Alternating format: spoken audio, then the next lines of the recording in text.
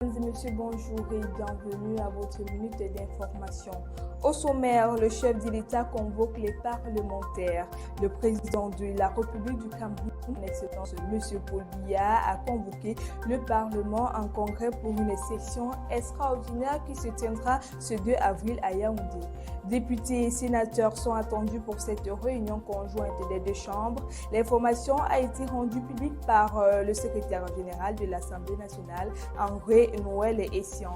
Aucun ordre du jour officiel n'a toutefois été dévoilé pour l'instant. Cette convocation alimente les spéculations au sein de la classe politique. Certains analystes n'excluent pas l'hypothèse d'une révision constitutionnelle alors que les débats sur l'architecture institutionnelle du pays agitent le paysage politique ces derniers mois. La section jugée exceptionnelle est suivie de près par les acteurs clés du pouvoir. Au Sénégal, nouvelle loi contre l'homosexualité.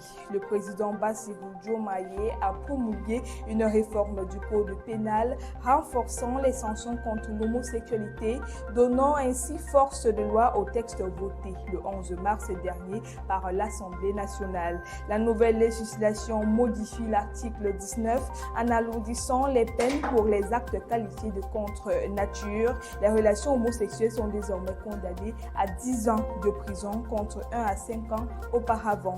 Les amendes ont également pris de l'ampleur. Elles peuvent aller jusqu'à 10 millions de francs CFA alors que le plafond était fixé à 1 million de francs CFA. Le texte précise par ailleurs la notion d'acte contre nature en y intégrant explicitement les relations entre personnes de même sexe.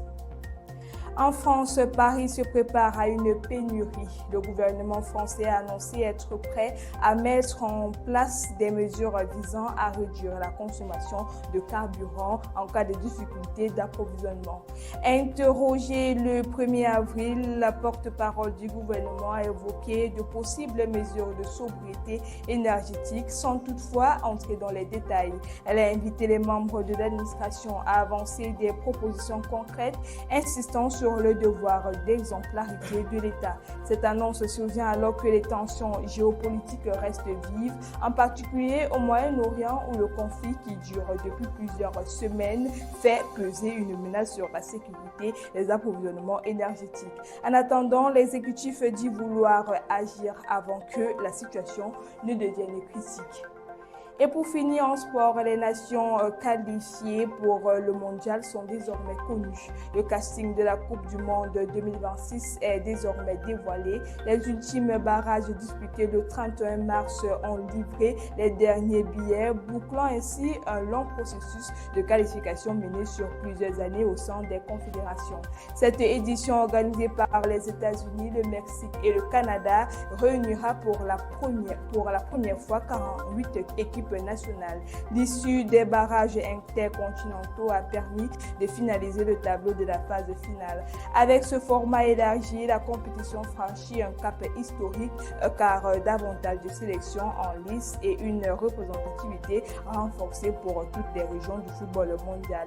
Reste désormais à connaître la composition des groupes qui sera bientôt dévoilée lors du tirage au sort. Et ainsi va votre actualité ce matin. Merci de nous avoir suivis jusqu'au bout.